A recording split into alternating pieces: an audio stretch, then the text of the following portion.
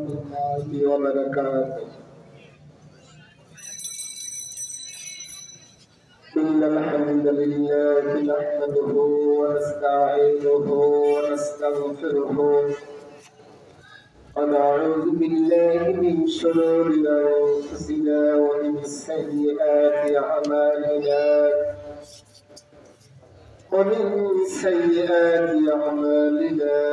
من يهده الله فلا مضل له ومن يضلله فلا هادي له.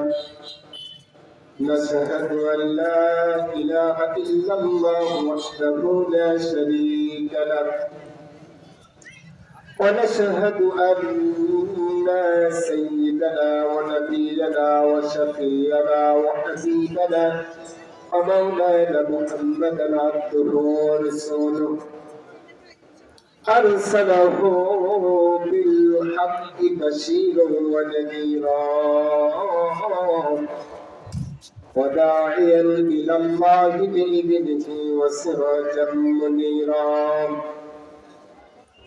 أعوذ بالله من الشيطان الرجيم. بسم الله الرحمن الرحيم.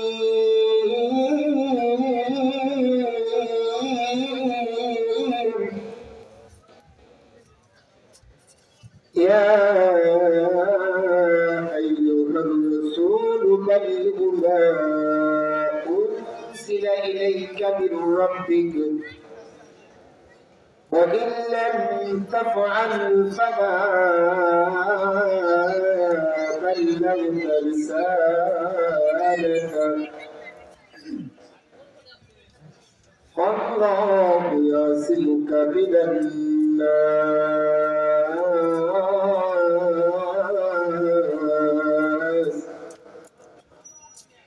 إن الله لا يهدي القوم الكافرين.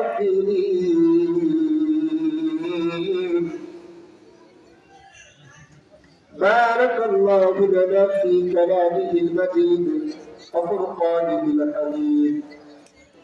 من يرد الله خيرا يفقهه في الدين أو كما قال عليه الصلاة والسلام إن الله وملائكته يصلون على النبي يا أيها الذين آمنوا صلوا عليه وسلموا تسليما. اللهم صل على سيدنا مولانا محمد وعلى علي سيدنا رسولنا محمد. الكريم راجتان كتولوه كتن كبهجا और मेरी नाराज़ी है कि मैं तेरी कलम तक पहुँचा. शक्ल बली बला हलौदा बिकमालिही कशफत तुझा बिजमालिही हसरत जली वखसालिही सल्लो अलैहि वालिही. অবতায় ফরমাতির ধন্য তুমি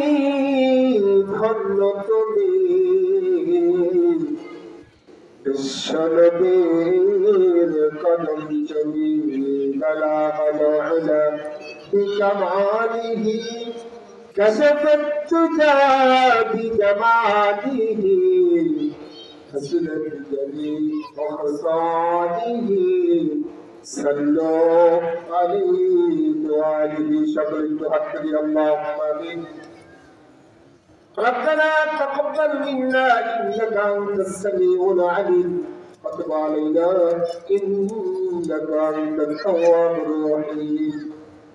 رب العالمين ঐতিহ্যবাহী তোমার দ্বারা পশ্চিম পাড়া জামি মসজিদ কমিটি কর্তৃক আয়োজিত সুন্দর মনোরম পরিবেশে পরিবেষ্টিত বর্ণাঢ্য আয়োজনে আজকের এই কোরআনের মাহফিলে বসে হাফেজ কারি ওলামায়ে কেরামদের নিয়ে শিক্ষিত সুদীজন সর্বস্তরের জনসাধারণ নিয়ে পর্দার অন্তরালে আমার অবলা সরলা আম্মাজানেরা ও বন্ধুদেরকে নিয়ে বিশাল আসমানের নিচে বিস্তীর্ণ জমিনের উপরে আশায় আশান্বিত হয়ে মা পাবো বলে মনে করে একটি অসহায় কাঙ্গালের মতো রব্বুল আলামিন তোমার দরবারে দোকান হাত উত্তোলন করে দিলাম। আয় আল্লাহ তাআলা, এর মধ্যে যদি কোনো প্রকার পরিবর্তন ঘটে থাকে আপনি নিজের বাণী করে যা কিছু হাদিয়া তো পানি করলে তাকওয়াবাদী নবী জনবী গুনাহগার উম্মতের কাছে কাঁদতে কাঁদতে কবর খানা কাটায় পরিণত করে ফেলেছেন। শুধু কি তাই, কোন এক সময় সর্বকনিষ্ঠ সহধর্মী আম্মা জান হযরত আয়েশার পাশে ঘুমাচ্ছিলেন। হঠাৎ করে উম্মতের কথা মনে পড়ে যাওয়ায় তাড়াতাড়ি করে বিছানা থেকে উঠে গিয়ে এদিক ওদিক খোঁজাখুঁজি শুরু করে দেন। তাড়াতাড়ি করে বিছানা থেকে উঠে গিয়ে মসজিদে গিয়ে সিজদায় পড়ে যান। সিজদায় পড়ে শুধু কাঁদছেন আর বলছেন, ইয়া হাবলি উম্মতি, ইয়া হাবলি উম্মতি। একটি করে রাসূল কাঁদতে কাঁদতে অস্থির হয়ে পড়ছেন। সর্বকনিষ্ঠ সহধর্মিণী আম্মা জান হযরত আয়েশা ঘুম থেকে জাগ্রত হওয়ার পরে দেখতে পান প্রাণের স্বামী পাশে নাই। তাড়াতাড়ি করে ঘুম থেকে উঠে গিয়ে এদিক ওদিক খোঁজাখুঁজি শুরু করে দেন, কিন্তু কোথাও খুঁজে পান না। হাঁটি হাঁটি পা পা করতে করতে মসজিদের দিকে আগালেন। যে দেখতে পান প্রাণের স্বামী মসজিদে সিজদায় পড়ে শুধু কাঁদছেন আর বলছেন, ইয়া হাবলি উম্মতি, ইয়া হাবলি উম্মতি। এমনি করে রাসূল কাঁদতে কাঁদতে অস্থির হয়ে পড়ছেন। আম্মা জান হযরত আয়েশা বললেন, ইয়া রাসূলুল্লাহ, ইয়া হাবিবাল্লাহ, আপনি সিজদা থেকে মাথা উঠান, আমি আয়েশা আপনার পাশে দণ্ডায়মান, আপনি মাথা উঠান। রাসূল বলেন, আয়েশা তুমি কোন আয়েশা? আমি তো তোমাকে চিনতে পারছি না, এখান থেকে সরে যাও। আম্মা জান হযরত আয়েশা বলেন, ইয়া রাসূলুল্লাহ, ইয়া হাবিবাল্লাহ, আপনার সবচেয়ে কাছের সাহাবী, আপনার ইজ্জতের সাথী, ইজ্জতের সাথী হযরত আবু বকর সিদ্দিক রাদিয়াল্লাহু তাআলা তার একমাত্র কলিজার টুকরা মেয়ে, আপনার সর্বকনিষ্ঠ সহধর্মিণী হযরত আয়েশা আপনার পাশে দণ্ডায়মান, আপনি সিজদা থেকে মাথা ওঠান। রাসূল বলেন, আয়েশা এবার আমি তোমাকে চিন্তা করেছি, আমি কেমনি করে সিজদা থেকে মাথা উঠাবো যতক্ষণ পর্যন্ত আমার গুনাহগার উম্মতের গুনাহ মাফ না করাতে পারি ততক্ষণ পর্যন্ত মাথা উঠাতে পারি না। রব্বুল আলামিন সেই নবী পাকের রওজা মুবারক হাদিয়াতুল পৌঁছে দাও। রব্বুল আলামিন বিশেষ করে আমাদের প্রতিভায় গুনাহগার বান্দা পাহাড় সমপরিমাণ গুনাহ মুসলমান পাইলেন তোমার দরবারে নাম বাবা বলে বলে করে আশা সাব্বিত হয়ে মুমিনের মতো হাত তুলে আমিন আমিন করছি। রব্বুল আলামিন তুমি দয়া করে আমাদের সকলের জীবনের গুনাহগুলো তুমি মাফ করে দাও। আল্লাহ তাআলা তুমি দোয়া করেছো, তুমি মা হারা বাবা হারা তুমি সন্তান যদি আমার দরবারে হাত তুলে দোয়া চাই আমি তার হাত কখনো খালি হাতে ফেরত দিতে পারি না। রব্বুল আলামিন তুমি দোয়া করেছো, নারী পাকা মানুষ তোমার মেহমান, তোমার দরবারে হাত তুলে দোয়া চাই তুমি তার হাত কখনো খালি হাতে ফেরত দিতে পারো না।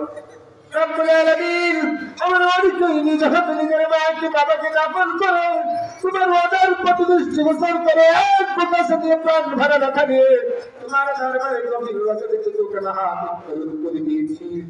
আল্লাহ তোমার কসম, তুমি আমার প্রভু, এমন প্রতিপালক যে প্রতিপালক কখনো ওয়াদা খিলাফ করতে পারে না। এই তোমার ওয়াদার প্রতিনিধি করে হাত তুলে আমিন আমিন করছি। রব্বুল আলামিন তুমি দয়া করে আমাদের পিতামাতার জীবনের সমস্ত গুনাহ খাতাগুলি মাফ করে দিন, কবরগুলি তুমি জান্নাতের টুকরা বানিয়ে দাও। রব্বুল আলামিন বিশেষ করে কোরআনের মাহফিলের ইন্তজাম যিনারা করেছেন, টাকা পয়সা ব্যয় করেছেন, অর্থ ব্যয় করেছেন, সময় দিয়েছেন এবং শ্রম দিয়েছেন, অত্যন্ত অন্তর থেকে সুরান্তর জেলারা এসেছেন। কাল কিয়ামতের দিন কঠিন মুসিবতের সময় আল্লাহ এই কোরআনের মাহফিলকে সকলের জন্য নাজাতের উসিলা বানিয়ে দাও। ইয়া রাব करम तो अगर करे ओ माने ज़बां को जो दिल पर असर करे सुब्हान रब्बिका रब्बिल इज़्ज़ति अम्मा यसिफून वस्सलामुन अलल मुरसलीन वल्हम्दुलिल्लाहि रब्बिल आलमीन आमीन वहद ला इलाहा इल्लल्लाहु मुहम्मदुर रसूलुल्लाह सल्लल्लाहु अलैहि वसल्लम जिक्र करी ला इलाहा इल्लल्लाह ला इलाहा इल्लल्लाह ला इलाहा इल्लल्लाह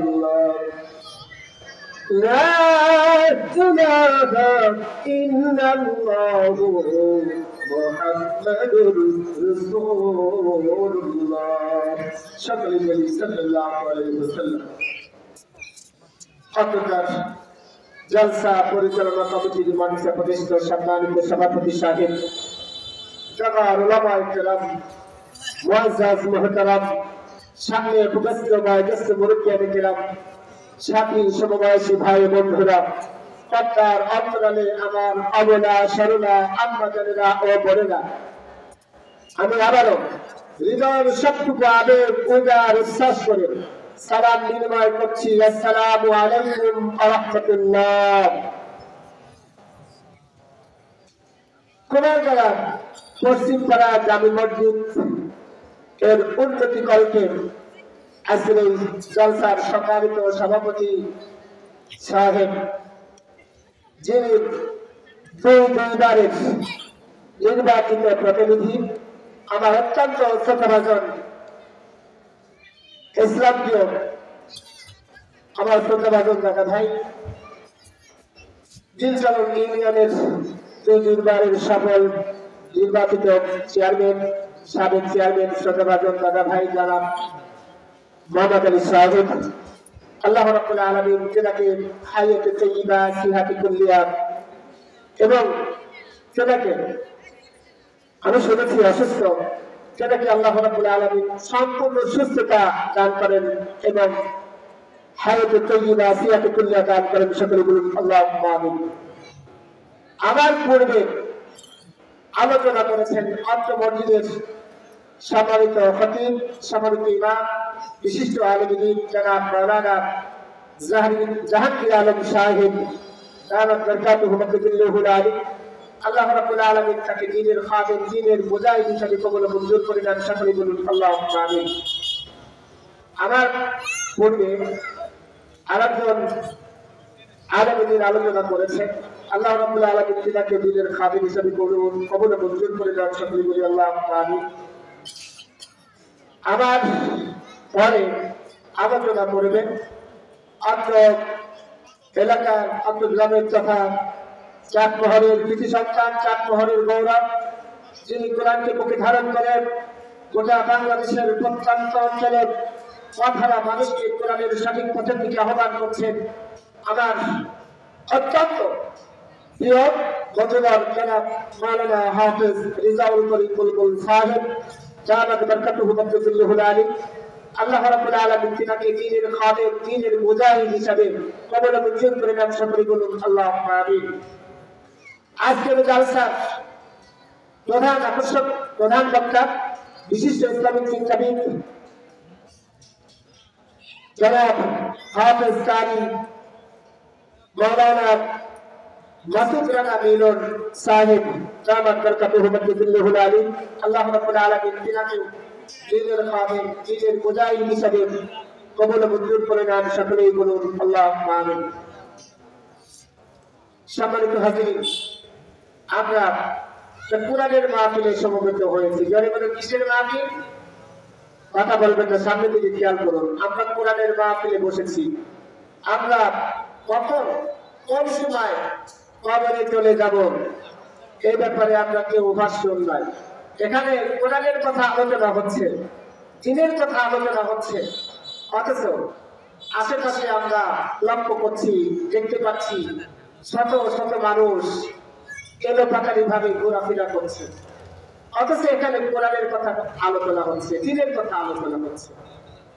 আমরা যে কোনো সময় আমরা চুপ করে ঢলে পড়বো কবরে চলে যাব কবরের বাসিন্দা হয়ে যাব এই অনুভূতিটুকু আমাদের না যারা ঠিক কিনা সম্মানিত হাজিরিন, কবর এমন একটি জায়গা, কবর জায়গা ভালো নয়, কবর জায়গা ভালো নয়, কবর জায়গা ভালো নয়।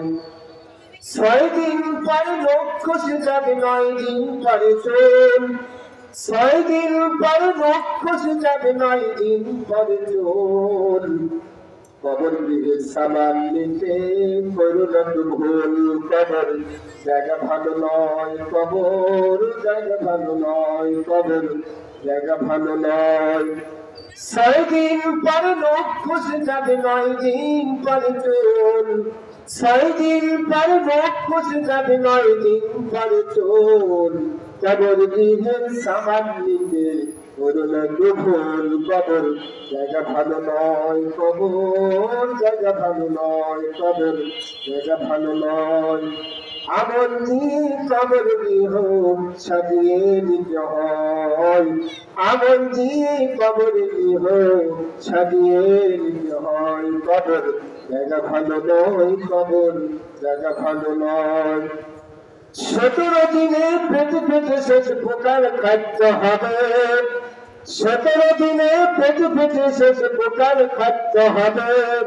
7 দিন পরে গোশ থাকবে না, কঙ্কাল পরে রাবে।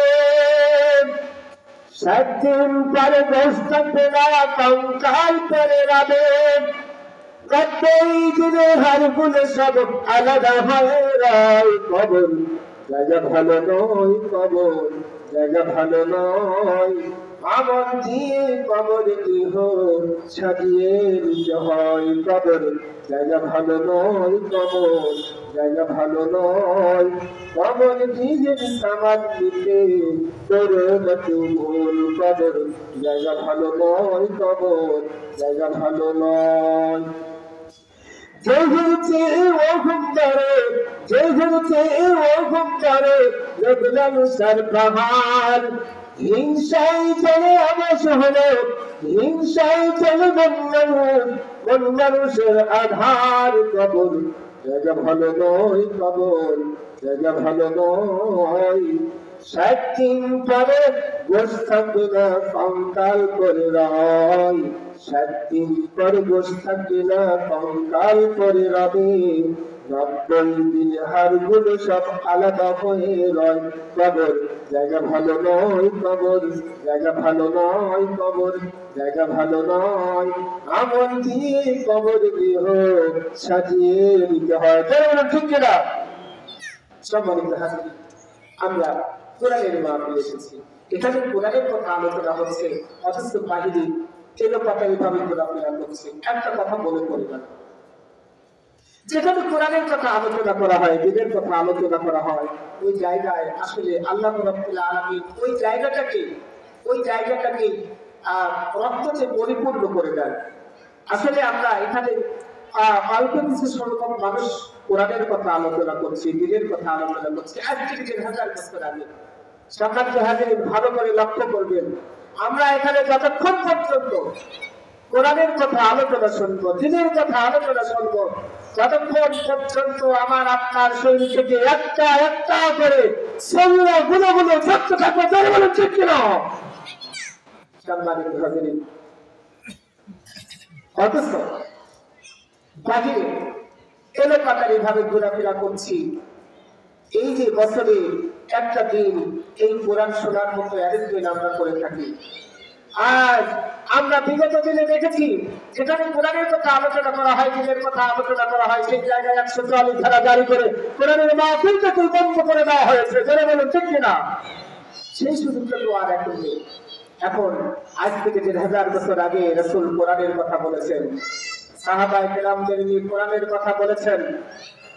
আমি 5 নম্বর পারা 6 নম্বর সূরা 66 নম্বর আয়াত, একটি আয়াত তেলাওয়াত করেছি। আল্লাহ রাব্বুল আলামিন তার হাবিবকে উদ্দেশ্য করে বলেছেন, ইয়া আইয়ুহার রাসূল বাল্লিগু মা উনজিলা ইলাইকা মির রাব্বিক ওয়া ইন লাম তাফআল ফামা বাল্লাগতা রিসালাতা আল্লাহু ইয়াসিমুকা মিনান নাস ইন্নাল্লাহা লা ইয়াহদিল কওমাল কাফিরিন।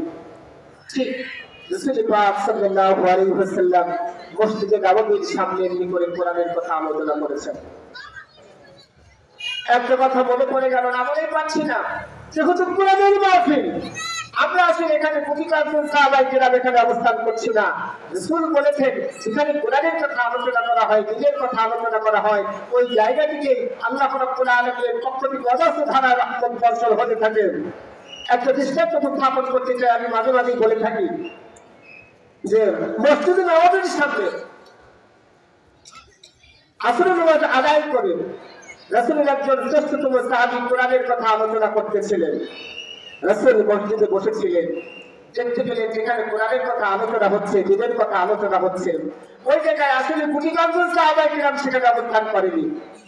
সেখানে রাসূল মসজিদে বসে থেকে দেখতে পাচ্ছেন যে সেখানে আল্লাহ রাব্বুল আলামিনের লক্ষ লক্ষ ফেরেশতারা সেই কোরআনের আলোচনায় অংশগ্রহণ করেছেন, পার্টিসিপেট করেছেন, এবং আল্লাহ রহমতের ফেরেশতারা তাদেরকে পথ দ্বারা পাতা দ্বারা দাস্তর করে রেখেছেন, এবং আল্লাহর পক্ষ হতে তাদের উপর অজস্র ধারা রহমত বর্ষণ হচ্ছে। যারা বলুন সুবহানাল্লাহ।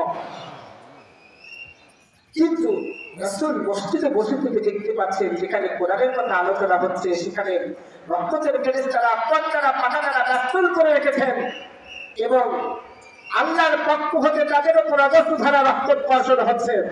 রাসূলের মনের মধ্যে কৌতূহল সৃষ্টি হলো, কি ব্যাপার? রাসূল তো সাধারণ কোন মানুষের মতো মানুষ নন। রাসূল পৃথিবীতে আসার পরে যখন নবুয়ত পেয়েছিলেন, ঘোষণা দিয়েছিলেন, আনা খাতামুন নাবিয়্যিন লা নাবিয়্যা বাদি, আমি হলাম সর্বশ্রেষ্ঠ নবী, আমার পরে পৃথিবীতে আর কোনো নবী আসবে না। তাহলে আমি তো অন্য কোথাও বসে নেই, আমি তো বসে রয়েছি পৃথিবীর শ্রেষ্ঠতম জায়গা মসজিদে নববীতে। কিন্তু আমার উপর তো আল্লাহ রহমতের ফেরেশতারা আমাকে তো পথ দ্বারা পাকা দ্বারা ব্যস্ত করলো না, আমার উপর তো আল্লাহ রহমত বর্ষণ হলো না।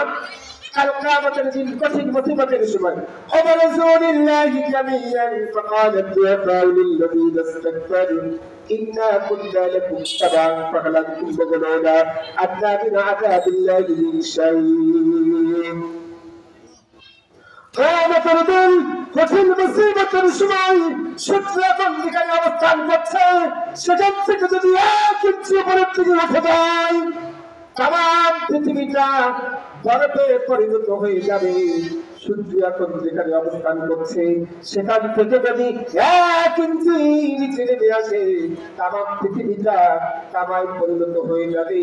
আর ওই দিনে ওয়ারাসূলিল্লাহি জামিয়ান ফাকালাত দুআফাউ লিল্লাযীনা ইসতাকবারু ইন্না কুন্না লাকুম তাবা'আন ফাহাল আনতুম মুগনুনা আন্না মিন আযাবিল্লাহি মিন শাই'ইন। ওই দিন মাত্র সমস্ত মানুষের যখন একত্রিত হবেন, মাত্র মাথার 18 ইঞ্চি উপরে থাকবে, সূর্যটা মাথার 18 ইঞ্চি উপরে থাকবে, ওই দিন সমস্ত মানুষের একত্রিত হবে। আর তাহলে মানুষের পরিস্থিতিটা কেমন হবে? রাসূল মসজিদে বসে বসে এই কথাটাই ভাবছেন যে ওই দিন যদি আল্লাহ আমাকে এমন ধরনের প্রশ্ন করে বসেন যে হে মুহাম্মদ, তোমার সামনে তো কোরআনের কথা আলোচনা হচ্ছিল, তোমার সামনে তো দ্বীনের কথা আলোচনা হচ্ছিল, তুমি কেন ওই আলোচনায় অংশগ্রহণ করো না? আল্লাহ আসলে রাসূলকে এমন ধরনের প্রশ্ন করবেন না। তারপরেও রাসূলের মনের মধ্যে বিভিন্ন ভাবে প্রশ্নের সঞ্চার সৃষ্টি হতে লাগলো, কৌতূহল সৃষ্টি হতে লাগলো যে আল্লাহ যদি এমন ধরনের প্রশ্ন করে বসেন, হে মুহাম্মদ, তোমার সামনে তো কোরআনের কথা আলোচনা হচ্ছিল, দ্বীনের কথা আলোচনা হচ্ছিল, তুমি কেন ওই আলোচনায় অংশগ্রহণ করো নাই? রাসূল ভাবছেন আল্লাহ যদি প্রশ্ন করে বসে তাহলে তো আমার কণ্ঠটা স্তব্ধ হয়ে যাবে, আমি আল্লাহর প্রশ্নের জবাব দিতে পারবো না। রাসূল এই কথা চিন্তা করে তাড়াতাড়ি করে মসজিদ থেকে নেমে এসে যেখানে কোরআনের কথা আলোচনা হচ্ছিল, দ্বীনের কথা আলোচনা হচ্ছিল, ওই জায়গায় রাসূল নিজেকে শরীক করে ফেললেন। জোরে বলুন সুবহানাল্লাহ।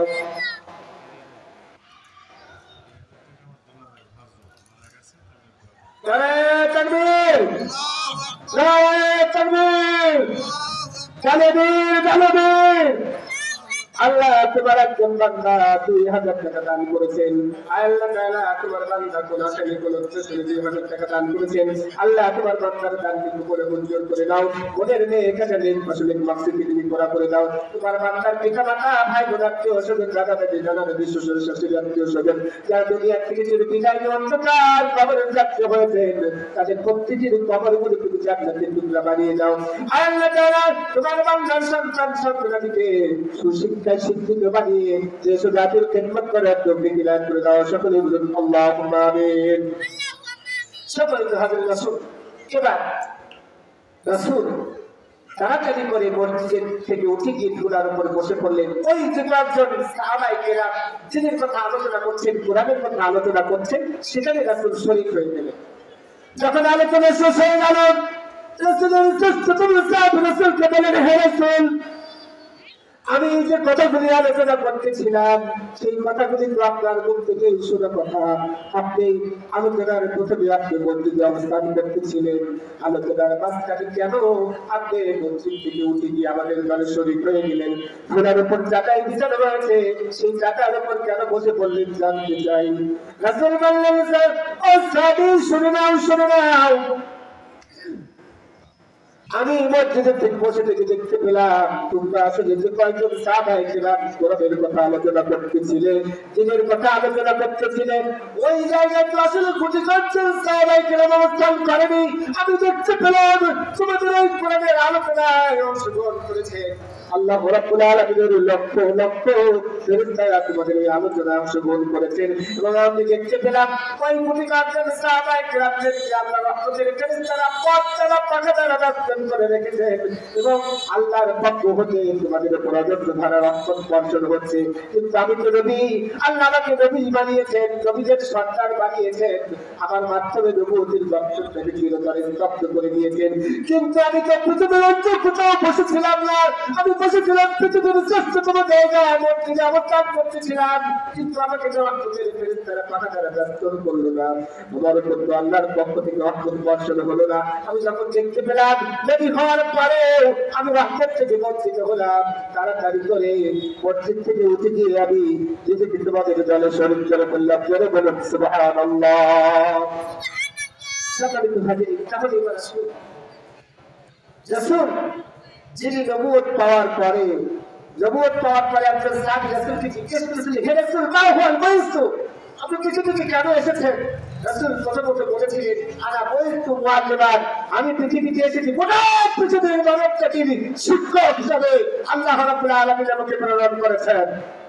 দ্বিতীয়ত বললেন, আনা বাইতু মান কাযযাবতুল ইসলাম, আমি পৃথিবীতে এসেছি পৃথিবীর মানচিত্র থেকে মিথ্যাকে চিরতরে অপসারিত করার জন্য আল্লাহ রাব্বুল আলামিন আমাকে পৃথিবীতে পাঠিয়েছেন।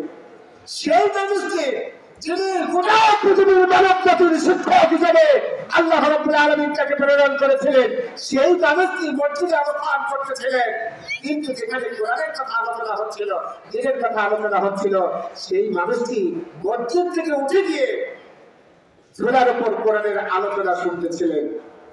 আমি বলতে চাই, ও কুমারগাঁওবাসী, যে কোনো সময় আমরা মৃত্যুর কোলে ঢলে পড়বো, আমরা কবরের বাসিন্দা হয়ে যাব।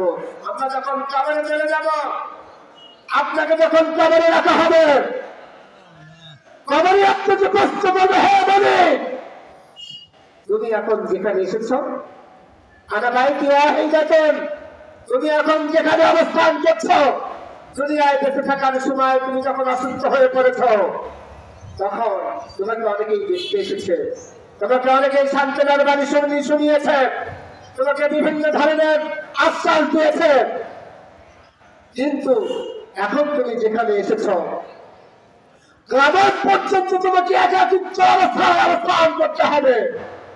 কেউ তোমার পাশে থাকবে না, কেউ তোমাকে আশ্বাস দেবে না, কেউ তোমাকে কোনো ভালো কথা শোনাবে না, একাকী অবস্থায় অবস্থান করতে হবে। কবর আবার কষ্ট করবে, হে বনি, তুমি যেখানে এসেছো, তুমি দুনিয়ায় বেঁচে থাকার সময় তুমি অনেক উন্নত মানের বেডশিটে ঘুমিয়েছ, তুমি দুনিয়ায় বেঁচে থাকার সময় জাজিনে ঘুমিয়েছো, বালিশে লেপের প্রসঙ্গের মধ্যে ঘুমিয়েছ, কিন্তু এখন তুমি যেখানে এসেছো, এটা হলো মাটির ঘর, পুরোটাই মাটির ঘর, উপরে মাটি, নিচে মাটি, ডানে মাটি, বামে মাটি, চতুর্দিকে শুধু মাটি আর মাটি। এজন্য কবর বলছেন, এটা হলো মাটির ঘর, তুমি কিয়ামত পর্যন্ত এই মাটির ঘরে তোমাকে অবস্থান করতে হবে। তোমাকে উন্নত মানের বেডশিট দেওয়া হবে না, তোমাকে জাজির দেওয়া হবে না, তোমাকে লেপ কাটা কিছুই দেওয়া হবে না। শেষবারের মতো কবর আবার প্রশ্ন করবে, হে বনি, তুমি যেখানে অবস্থান করছো, এটা হলো পোকামাকড়ের ঘর, বৃদ্ধাবনী, তুমি যেখানে এসেছ এটা হলো পোকামাকড়ের ঘর। আর এই পোকামাকড় তুমি পৃথিবীকে বেঁচে থাকা অবস্থায় কোনদিন যখনই সেই সমস্ত পোকামাকড় সাপ বিচ্ছু তোমাকে দংশন করতেই থাকবে এবং কতদিন পর্যন্ত করতে থাকবে তুমি কল্পনা করতে পারোনি। সম্মানিত হাজির, আজ থেকে ১,৫০০ বছর আগে রাসূল পাক সাল্লাল্লাহু আলাইহি ওয়াসাল্লাম যে কথাগুলি বলেছেন, সেই কথাগুলি এই পৃথিবীর বড় বড় বিজ্ঞানীরা গবেষণা করে প্রায় ধরে ফেলেছেন যে একজন মানুষ মৃত্যুর পরে কতদিন অবস্থান করবে। বড় বড় বিজ্ঞানীরা আজ থেকে ১,৫০০ বছর আগে রাসূল যে কথাগুলি বলেছেন, রাসূলের কণ্ঠটা কেমন ছিল, রাসূলের ভাষাটা কেমন ছিল, রাসূলের অ্যাটিটিউডটা কেমন ছিল, বিজ্ঞানীরা গবেষণা করে প্রায় 75% অর্থাৎ 75% ধরে ফেলেছেন যে রাসূলের ভাষাটা এমন ছিল, রাসূলের কণ্ঠটা এমন ছিল, রাসূলের অ্যাটিটিউডটা এমন ছিল। প্রায় ধরে ফেলেছেন। হয়তো আমরা দেখে যেতে পারবো না, কিন্তু আমাদের পরবর্তী জেনারেশন যারা আসবে তারা হয়তো দেখে যেতে পারবে যে ১,০০০ বছর আগে রাসূল কি কথাগুলি বলেছেন, সেই কথাগুলি ভেসে বেড়াচ্ছে, বিজ্ঞানীরা গবেষণা করে ধরে ফেলেছেন। কিন্তু এই পৃথিবীর কোনো বিজ্ঞানী এখন পর্যন্ত বের করতে পারে না। গবেষণা করার পরেও একজন মানুষ মৃত্যুর পরে কবরে কতদিন পর্যন্ত অবস্থান করবে কোনো বিজ্ঞানী এখন পর্যন্ত বের করতে পারে না। সোনার মালিকেরা, তাহলে মৃত্যুর পরে আপনাকে কবরে কতদিন পর্যন্ত অবস্থান করতে হবে ভেবেছেন? কবরে রাখার সাথে সাথে আপনাকে বলতে পারবো কবর দিতে আনাবাইতে ওয়াহিদাতু আনাবাইতে তুয়াব আনাবাইতে তুস। কবর একাকিত্ব অবস্থায় অবস্থান করতে হবে। কবর মাটির ঘর, কবর পোকামাকড়ের ঘর। সেখানে কতদিন অবস্থান করতে হবে পৃথিবীর কোনো বিজ্ঞানী এখন পর্যন্ত গবেষণা করে বের করতে পারে নাই। সেই কবরে যেতে হবে। এখানে কোরআনের কথা আলোচনা হচ্ছে, আপনি বাহির বসে আটকে দিচ্ছেন। মনে রাখবেন, যারা আত্মহনিকার পরিচয় দিয়েছে আল্লাহ তাদেরকে ধ্বংস করে দিয়েছে। যারা কোরআনের কথার প্রতি অবজ্ঞা প্রদর্শন করে বিভিন্ন দোকানে আড্ডা দিচ্ছেন, বিভিন্ন ভাবে এলোপাতারি ভাবে ঘোরাফেরা করছেন, এখন যদি মরে যান তাহলে আপনাকে কবরের কথা বলে, কোরআনের কথা বলে আপনাকে কবরে কবরস্থ করা হবে। আত্মহনিকার কোনো সুযোগ নেই। আল্লাহ রাব্বুল আলামিন বলেছেন, ওয়ালাকাদ ইসতুহজিআ বিরুসুলিন মিন ক্বাবলিকা ফাআমলাইতু লিল্লাযীনা কাফারু সুম্মা আখাযতুহুম ওয়া কাইফা কানা ইকাব। হে বনি, তুমি যতই বাহাদুরি করতে চাও করতে থাকো, আমি তোমাকে ছেড়ে দিয়েছি, আমি তোমাকে অবকাশ দিয়েছি। মনে রাখবে, তোমার শরীরে তেজ আছে, এই জন্য আত্মহনিকার কারণে এখানে কোরআনের কথা হচ্ছে, সেখানে কোরআনের আলোচনায় অংশগ্রহণ না করে এলোপাতারি ভাবে আত্মহনিকার কারণে এদিক সেদিক ঘোরাফেরা করছো। আল্লাহ বলেছেন, আমি তোমাদেরকে সাথ দিয়েছি কিন্তু ছেড়ে দেই নাই। মনে রাখবেন, আল্লাহ রাব্বুল আলামিন ফিরআউনকে সাথ দিয়েছেন কিন্তু ছেড়ে দেন নাই, নমরুদকে সাথ দিয়েছেন কিন্তু ছেড়ে দেন নাই, কারণকে সাথ দিয়েছেন কিন্তু ছেড়ে দেন নাই, হামানকে সাথ দিয়েছেন কিন্তু ছেড়ে দেন নাই। আল্লাহ রাব্বুল আলামিন বলেন, ইন্না বাতশা রাব্বিকা লাশাদীদ। আমি যখন তাকে ধরি তখন তাকে চার অস্তিত্বকে নষ্ট করে ছিন্ন ভিন্ন করে চার অস্তিত্বকে শূন্য করে ছেড়ে দেয়। ইন্না বাতশা রাব্বিকা লাশাদীদ। আমি সাথ দেই কিন্তু ছেড়ে দেই না। ও মুসলমানেরা, এখানে কোরআনের কথা আলোচনা হচ্ছে, দিনের কথা আলোচনা হচ্ছে। রাসূল পৃথিবীর শ্রেষ্ঠতম মানুষ, শ্রেষ্ঠতম নেতা, শ্রেষ্ঠতম প্রেসিডেন্ট ছিলেন। তিনি কোরআনের কথা যেখানে আলোচনা হচ্ছে, মসজিদ থেকে উঠে গিয়ে কোরআনের আলোচনায় অংশগ্রহণ করছে। আর তোমরা এদিক সেদিক কোরআনের মাহফিলকে অবজ্ঞা প্রদর্শন করে ঘোরাফেরা করছো। কবরে যেতে হবে, তারপরে বুঝবে ছাড়া। আসুন কোরআনের কথা আলোচনা করি। সোনার মালিকেরা ভালো করে লক্ষ্য করবেন, আজ থেকে ১,৫০০ বছর আগে রাসূলকে যখন আল্লাহর পক্ষ থেকে বলা হলো, ইয়া আইয়ুহার রাসূলু بلغ ما أنزل إليك من ربك وإن لم تفعل فما بلغت رسالته الله يعصمك من الناس إن الله لا يهدي القوم الكافرين. الله أكبر. শোনার বাণী ফিরে আসুন। রাসূল যখন আমি তোমাকে এমনি এমনি পাঠাই নাই, আমি তোমাকে কিছু দায়িত্ব দিয়ে পৃথিবীতে পাঠিয়ে দিলাম। আমি এই কোরআন দিয়ে তোমাকে পৃথিবীতে পাঠিয়ে দিলাম। তোমার কওমের কাছে, তোমার উম্মতের কাছে আমার এই কোরআনের কথাটা বলে দাও, প্রচার করে দাও। এটা হলো সরাসরি আল্লাহর কোরআন, আল্লাহর মুখের ভাষা, আল্লাহর মুখের বক্তব্য।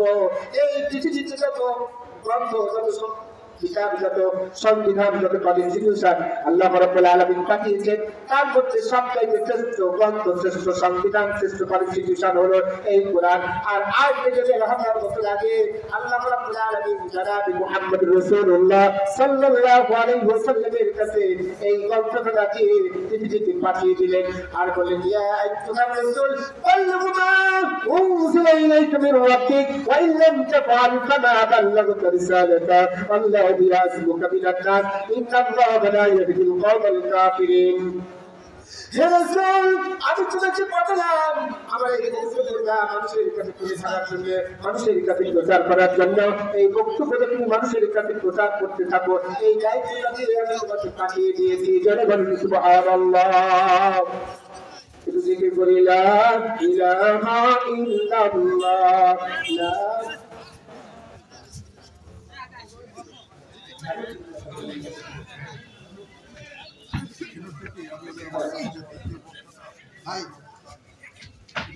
জিকির করি, লা ইলাহা ইল্লাল্লাহ, লা ইলাহা ইল্লাল্লাহ। মাওলা তোমার পায়ে পড়ি আর ঘোরায় না বিদেশ বাড়ি। এসো তুমি হৃদয়ে, এসো তুমি হৃদয়ে আমারই প্রাণ যায় না। লা ইলাহা ইল্লাল্লাহ, লা ইলাহা ইল্লাল্লাহ, লা ইলাহা ইল্লাল্লাহ মুহাম্মাদুর রাসূলুল্লাহ সাল্লাল্লাহু আলাইহি ওয়াসাল্লাম। এবার আসুন, রাসূলুল্লাহ সাল্লাল্লাহু আলাইহি ওয়াসাল্লাম যখন আল্লাহর পক্ষ থেকে এই মেসেজটা দেওয়া হলো, হে রাসূল, আমি তোমাকে এমনি পাঠাই নাই, তোমার কাছে আমার কিছু বক্তব্য দিয়ে আমি তোমাকে পৃথিবীতে পাঠিয়ে দিলাম। তোমার কওমের কাছে, তোমার উম্মতের কাছে আমার এই মেসেজটা পাঠিয়ে দাও। রাসূল যখন আল্লাহর পক্ষ থেকে যে মেসেজটা পাঠানো হয়েছিল, সেই মেসেজটা যখন মানুষের কাছে উপস্থাপন করা শুরু করলেন, মানুষের কাছে বলা শুরু করে দিলেন, মানুষের কাছে বলার সাথে সাথে মানুষদের পক্ষ থেকে কিছু সংখ্যক মানুষেরা বললেন, وقال الذين كفروا لنخرجنكم من أرضنا أو لا تعودنا في ملتنا فأوحى إليهم ربهم لنهلكن الظالمين। আল্লাহর পক্ষ থেকে রাসূলকে যখন বলা হয়, রাসূল, আমি তোমাকে এমন একটা বক্তব্য দিয়ে তোমার কাছে বক্তব্যটা দিয়ে পাঠিয়ে দিলাম, তুমি তোমার কওমের কাছে, তোমার উম্মতের কাছে আমার এই বক্তব্যটা পাঠিয়ে, এই বক্তব্যটা প্রচার করে দাও। এই বক্তব্য থেকে তুমি মানুষকে আহ্বান করো, আমার থেকে মানুষকে আহ্বান করো। রাসূল যখন আল্লাহর বক্তব্যটা তার কওমের কাছে বলা শুরু করে দিলেন, তার কওমের পক্ষ থেকে কিছু সংখ্যক লোকেরা বললেন, وقال الذين كفروا لنخرجنكم من أرضنا। হে মুহাম্মদ, তুমি এই বক্তব্যটা বলা বন্ধ করে দাও। আল্লাহর পক্ষ থেকে যে মেসেজ তোমার কাছে দেওয়া হয়েছে, সেই মেসেজটা তুমি তোমার মধ্যে সীমাবদ্ধ রেখো। এই আল্লাহর বক্তব্যটা আমাদের কাছে যখন বলার চেষ্টা করো না, যদি আমাদের কাছে বলার চেষ্টা করো না, তুমি জানতে তুমি আরো দিলা আওলা জানো দিলা আপনি দিলা পাও আইলাই রাব্বুহুম লানুহলিকান্না যালিমিন। তাহলে এমন এই কথা যদি, এই বক্তব্য যদি বলা বন্ধ না করো, তাহলে আমাদের যে চিন্তাকে চিরতরে তাড়িয়ে দেবো। এমনকি হত্যা পর্যন্ত করতে কিন্তু যদি জবাব করবো না। হে মুহাম্মদ, আল্লাহর পক্ষ থেকে যে বক্তব্যটা যে মেসেজ তোমার কাছে দেওয়া হয়েছে, এই মেসেজটা তোমার কাছে সীমাবদ্ধ রেখে দাও। আমাদের কাছে যদি বলো, তাহলে তোমাকে চিরতরে দেশ থেকে তাড়িয়ে দেবো। এমনকি হত্যা পর্যন্ত করতে কিন্তু মাত্র দ্বিধাবোধ করা হবে না। চিন্তার মধ্যে পড়ে গেলেন, চিঠি ব্যাপার আল্লাহ আমাকে একটা বক্তব্য দিয়ে দিলেন, সেই বক্তব্যটা পাঠানো, বক্তব্যটা আমার কওমের কাছে, উম্মতের কাছে বলার জন্য আমাকে পাঠানো হলো। আমি সেই বক্তব্যের কথা, আল্লাহর বক্তব্য, আল্লাহর কোরআনের কথাই আমি তোমাদের কাছে বলছি। এটাই কি আমার অপরাধ? বিপদে পড়ে গেলেন, কি করবেন না করবেন চিন্তা করতে পারছেন না। রাসূল মসজিদে গিয়ে সিজদায় পড়ে গেলেন।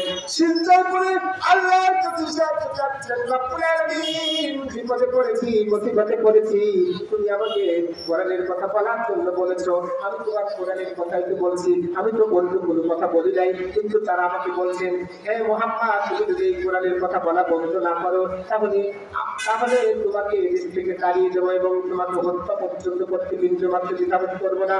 আল্লাহ রাব্বুল আলামিন হযরত জিবরাইল আলাইহিস সালামকে পাঠিয়ে দিলেন, জিবরাইল যাও আমার বন্ধুকে সান্ত্বনা দিয়ে বলো আলা কাদিস্তুজিয়া বিরুসুলিন মিন ক্বাবলিকা فأمليت للذين كفروا ثم أخذتهم فكيف كان عقاب। আল্লাহ রাব্বুল আলামিন তার হাবিবকে বলেন, হে আমার হাবিব, হে আমার বন্ধু, আপনি ঘাবড়াবেন না, আপনি বিচলিত হবেন না, আপনাকে কোরআন দিয়েছি, আমার কিছু বক্তব্য আপনার কাছে দিয়েছি, এই বক্তব্যের কথা মানুষের কাছে তুলে ধরেন, যারা শুনবে ওয়েলকাম, যারা শুনবে ভালো কথা, আর যারা শুনবে না তাদেরকে আপনি ছেড়ে দিন, আমিও তাদেরকে ছেড়ে দিয়েছি। সুম্মা আকাশতাহুম ফাকাইফা কানা ইকাব, তাদেরকে ছেড়ে দিয়েছি, অবকাশ দিয়েছি, তারা যা পারুক করতে থাকুক, যা পারুক করতে থাকুক। সুম্মা আকাশতাহুম ফাকাইফা কানা ইকাব, আমি তাদেরকে আবার আমার হাতের মুঠোর মধ্যে ধরে নিয়ে আসবো, তখন তারা বুঝতে পারবে আমার শাস্তিকে কঠিন, আমার শাস্তিকে ভয়াবহ, আমার শাস্তিকে নির্মম হতে পারে। আপনি ঘাবড়াবেন না, আপনি বিচলিত হবেন না, আপনি কোরআনের দাওয়াত নিয়ে, আপনি আমার বক্তব্য নিয়ে সামনের দিকে আগাতে থাকুন। তাহলে আসুন আজ থেকে 1000 বছর আগে রাসূল এই কোরআনের কথাই বলেছেন। যেহেতু এই কোরআনটা এই পৃথিবীকে যত ধর্ম, যত কিতাব, যত গ্রন্থ, যত সংবিধান, যত কনস্টিটিউশন আমরা পাঠিয়েছেন, তার মধ্যে সবচেয়ে শ্রেষ্ঠ গ্রন্থ, শ্রেষ্ঠ কিতাব, শ্রেষ্ঠ সংবিধান হলো এই কোরআন। আজ আমরা এই কোরআনের মাহফিলে সমবেত হয়েছি। তার মালিকরা এমনও হতে পারে কাল কিয়ামতের দিন কঠিন মুসিবতের সময় এই কোরআনের মাহফিলে অল্প একটু সময় দেওয়াকে ওসিলা করে আমাদের জীবনের পাহাড় সম পরিমাণ অপরাধ ক্ষমা করে দিয়ে আল্লাহ জান্নাতের ফয়সালা করে দিতে পারেন কি পারেন না? তাই যদি করে থাকেন তাহলে আসুন আমরা একটু কোরআনের সুশীতল ছায়াতলে ঐক্যবদ্ধ হই, কোরআনের কথা শুনি। যেহেতু রাসূল কোরআনের কথা বলেছেন, এর ভিতরে আজ থেকে 1000 বছর আগে রাসূল মাত্র 63 বছর বয়সে পৃথিবীতে আবির্ভূত হয়েছিলেন। 40 বছর বয়সের সময় রাসূল নবুয়ত পেয়েছিলেন, আল্লাহর পক্ষ থেকে এই কোরআনটা পেয়েছিলেন। এই কোরআন থেকে আল্লাহর এই বক্তব্যটাকে আল্লাহ রাব্বুল আলামিন দুই ভাগে বিভক্ত করে দিয়েছেন। এক ভাগ অবতীর্ণ করেছেন, এক ভাগ কোরআনের দুইটা বক্তব্য, দুইটা ভাগ করে এক ভাগ বক্তব্য দিয়েছেন পবিত্র মক্কাবাসীদের উদ্দেশ্যে, আরেক ভাগ বক্তব্য দিয়েছেন পবিত্র মদিনাবাসীদের উদ্দেশ্যে। এই বক্তব্যটা আল্লাহর এই বক্তব্যটা দুই ভাগে ভাগ করে দিয়ে মানুষ ডিভাইডেশন করে দিয়েছেন। এখন আসুন এই বক্তব্যের মধ্যে আল্লাহ আসলে কি বলেছেন, এই বক্তব্যটার উদ্দেশ্যের প্রেক্ষাপটটাকে, এই কোরআন নাযিল করার উদ্দেশ্যটাকে, কারণটাকে, প্রেক্ষাপটটাকে, সে ব্যাপারে আমি আপনাদের সামনে কিছু আলোচনা করতে চাই। ভালো করে লক্ষ্য করি। আল্লাহ রাব্বুল আলামিন তার বান্দাদের উদ্দেশ্য করে তার হাবিবকে বলেছেন, ইয়া আইয়ুহাল্লাযীনা আমানু দুখুলু ফিস-সিলমি কাফা ولا تتبعوا خطوات الشيطان إنه لكم عدو مبين। আল্লাহ রাব্বুল আলামিন তার হাবিবকে বললেন, ও আমার হাবিবকে তুমি তোমার কওমকে, তোমার উম্মতকে স্পষ্টভাবে জানিয়ে দাও, যারা আমার এই বক্তব্য থেকে ধাবিত হবে, যারা আমার এই বক্তব্যটা মেনে নেবে, তারা যে লক্ষ্যটা ঠিক মেনে নেয়, যাতে তাদের তাদের জীবন থেকে কোনো একটা দিক বাদ না পড়ে যায়। যদি বাদ পড়ে যায় তাহলে সে কখনো ওই প্রকৃত ইমানদার ব্যক্তি বলে দাবি করতে পারবে না। যেহেতু তাদের আল্লাহ রাব্বুল আলামিন তারা হাবিবের কাছে এই কোরআনটা অবতীর্ণ করে নাযিল করে গোটা পৃথিবীর উম্মতদেরকে বলেছেন, আমার বান্দারা ইয়া আইয়ুহাল্লাযীনা আমানু দুখুলু। আল্লাহ রাব্বুল আলামিন তার বক্তব্যের মধ্যে তার বান্দাদেরকে ইয়া আইয়ুহাল্লাযীনা আমানু বলে সম্বোধন করেছেন, কি আমার ইমানদার সাদিক নেককার পরহেজগার বান্দা বলে সম্বোধন করেছেন।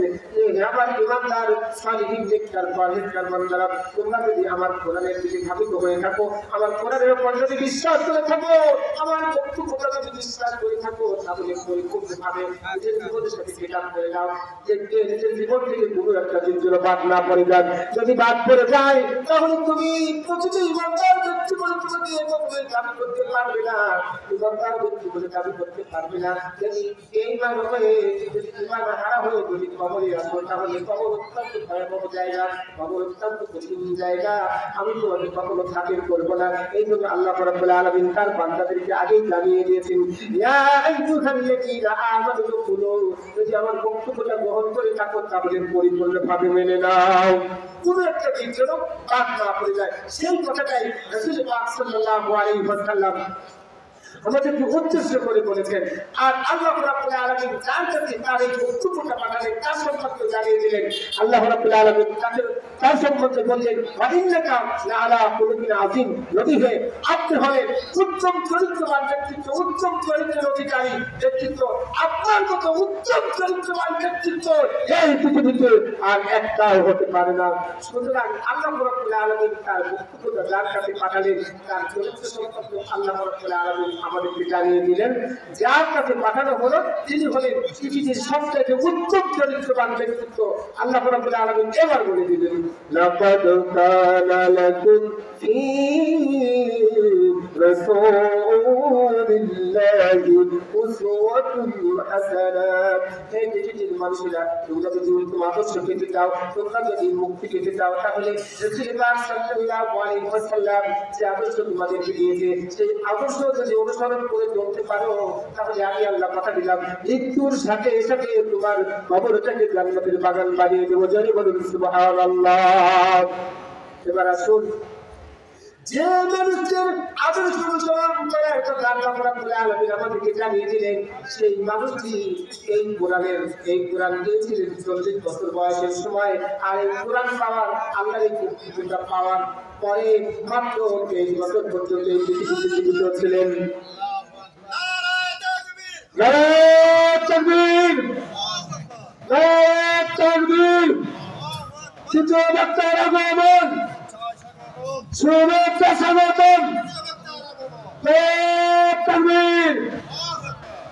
সম্মানিত হাজিরিন, আজকের জলসার দ্বিতীয় আকর্ষণ এই গ্রামের সন্তান, এই এলাকার সন্তান তথা তার ঘরের গৌরব আমার বন্ধুগণ জনাব মৌলানা রিজাল করিম বুলবুল সাহেব এসেছেন। এখন তার জ্ঞান গর্ভ আলোচনা করবেন। যেহেতু একেবারে সময়টা 50টার সময় ছিল, মনে হচ্ছে আমাকে এখনই শেষ করে দিতে হবে, এখনই শেষ করে দিতে হবে। এই জন্য কোন দিক যাবো আমি অ্যাডজাস্ট করতে পারছিলাম না। তবে আমাদেরকে